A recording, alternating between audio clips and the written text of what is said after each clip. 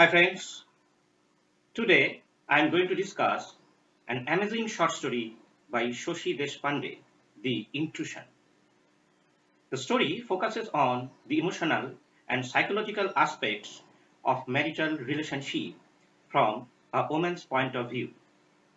It examines how patriarchy intrudes into a woman's privacy, dominates it, owns it, exploits it, and finally destroys it through the institution called marriage. Before analyzing the story, let us focus on the word intrusion and the deeper implication underlying it. The word intrusion means an act of entering into one's privacy where you may not be wanted. The need of privacy of a woman's life is the central issue of the story. Naturally, the question that comes up is what do we understand by the word privacy? What is its role in any form of human relationships, and particularly in marital relationships? So, let us have a very clear idea about the concept of privacy because it will help us to understand the essence of the story. Moreover, a clear concept of the importance of privacy in a relationship will also help us to understand to build a healthy relationship in our personal lives. So, what is privacy? Privacy is a form of dignity. It is human right or democratic right, which is related to human freedom, equality, and personal choice. Privacy could be physical, psychological, or sexual. Once we enter into a relationship, our privacy is immediately at stake. Having a patriarchal bent of mind, we at once intrude into the privacy of our partner and start administering it, and this way the whole relationship ends in failure. Patriarchy exercises its power by imposing its own choices upon others. It always tries to control and manipulate the privacy of the other because it never allows the other to have their personal choices. In the patriarchal world, women are supposed to have no privacy at all, whether mental or physical, because women are treated as men's property. A man becomes the owner of a woman by marrying or just by professing love to her. Just by marrying a woman, he immediately starts imposing his own personal choices upon her, thereby entirely rejecting a woman's individuality. He never cares to know what his woman likes or not, what makes her uncomfortable, what makes her feel insulted. His utter sense of superiority makes him completely blind to all these things.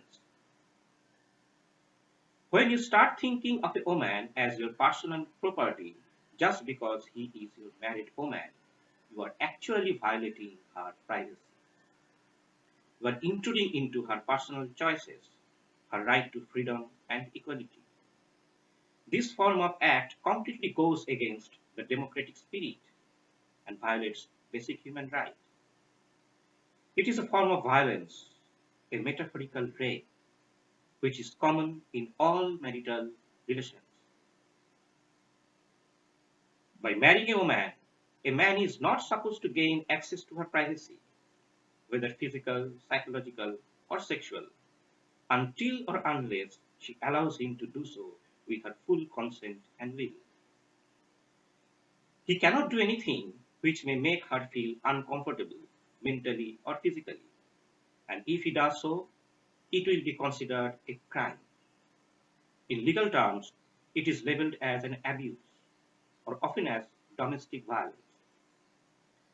Such violence ranges from subtle coercive forms such as verbal or emotional abuse to severe coercive forms, for example, marital rape. However, in the patriarchal world, such acts are not considered as an offense. It is merely seen as a man's natural right or his legal entitlement. So it is thought to be absolutely acceptable and justified.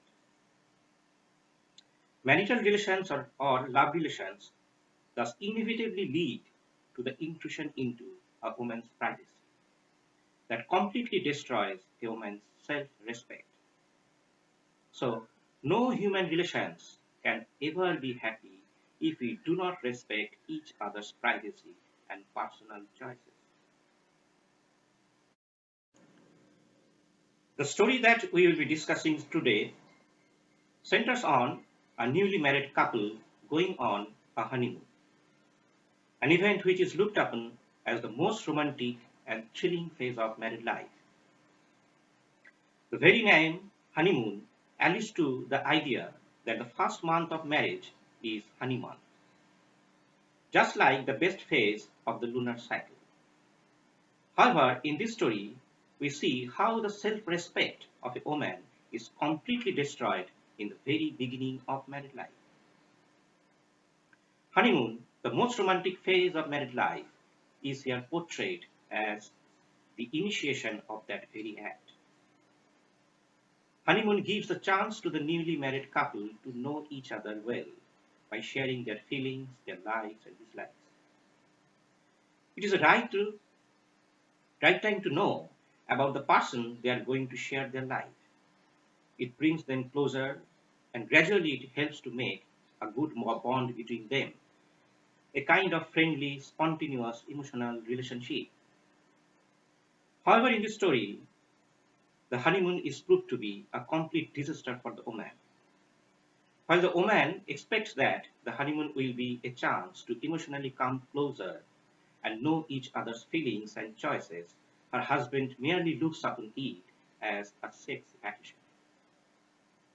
He cannot think of anything beyond sex that would be a better way of communicating with his wife. He is completely indifferent to his wife's individual choices, and from the beginning he appears entirely obsessed with his own desires and wishes. This very approach of the man makes the woman highly uncomfortable in front of her husband. The woman in the story always refers to her husband as the man because she considers him as an unnamed stranger. Being newly married, their relation is still under construction.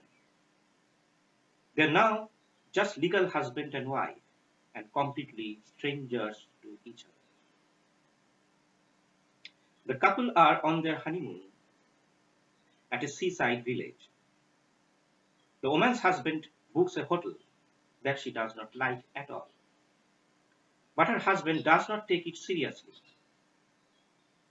While the man thinks that the hotel is a perfect place to make out in privacy, the atmosphere of the hotel suffocates the woman. She says it had, that is the hotel, it had the usual dullness and impersonality of any room where people stay for a short time and go away, leaving no impress of themselves behind. Her husband appears very satisfied with the hotel's ambience because it offers complete privacy, a kind of thought that deadens the woman almost with fears and tremors.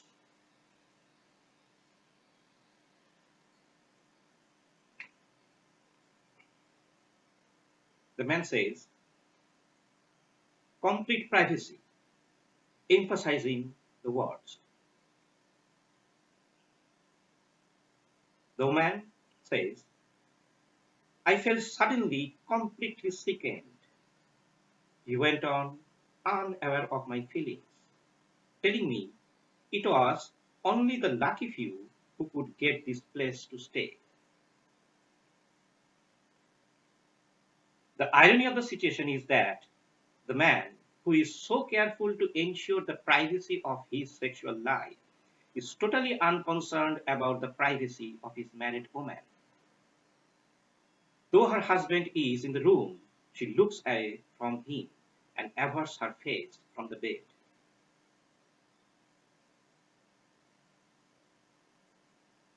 She says, there was something furtive about the place, something deadpan about the servant's face, which made me feel that the men who came here did so with other women. The sheer sense of uneasiness makes her think, I wish I was back home. For the woman, it is the cliff in the sea, and not the dull, lifeless hotel which offers a private place.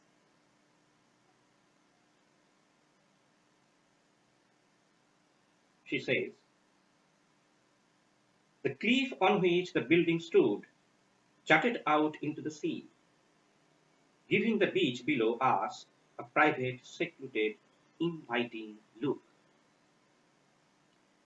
She felt a great longing to go down, to walk with her bare toes in the sand, to pick up shells and sit on the rocks, and her husband would swim and call out to her in a lazy, friendly way.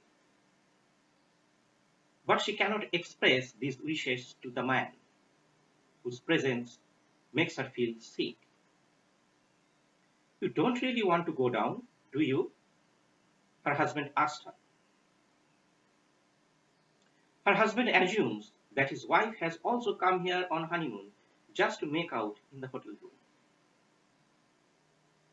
This is how patriarchy imposes its own choices upon others when it claims that they want it to. This very thought sickens the woman.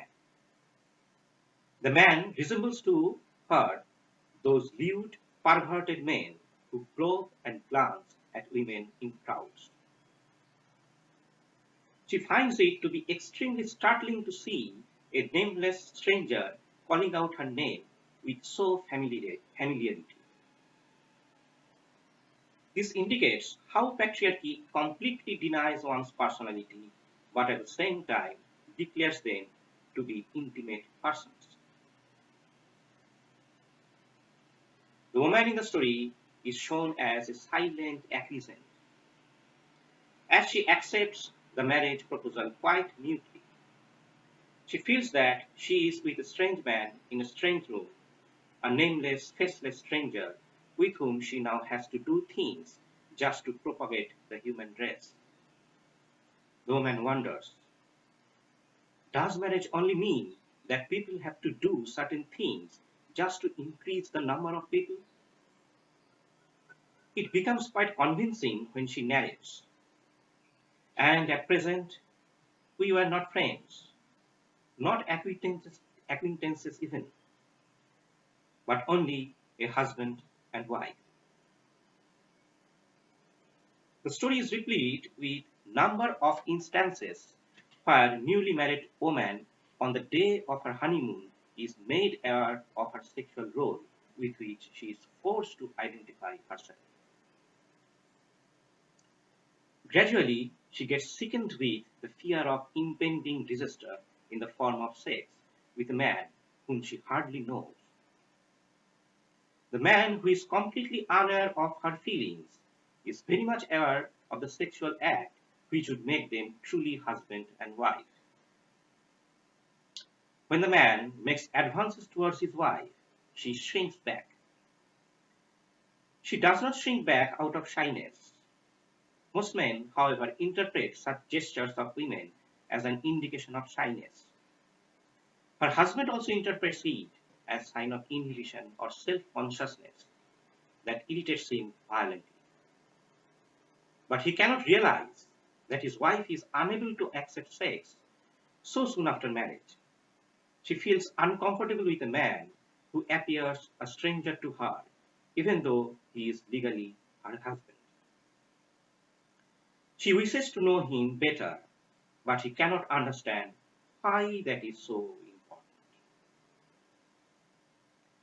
Finally, the woman breaks her silence. We, we scarcely know each other. The man got stupefied to hear this.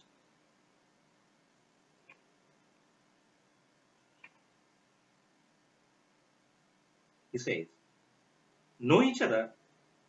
What has that to do with it? Aren't we married? No.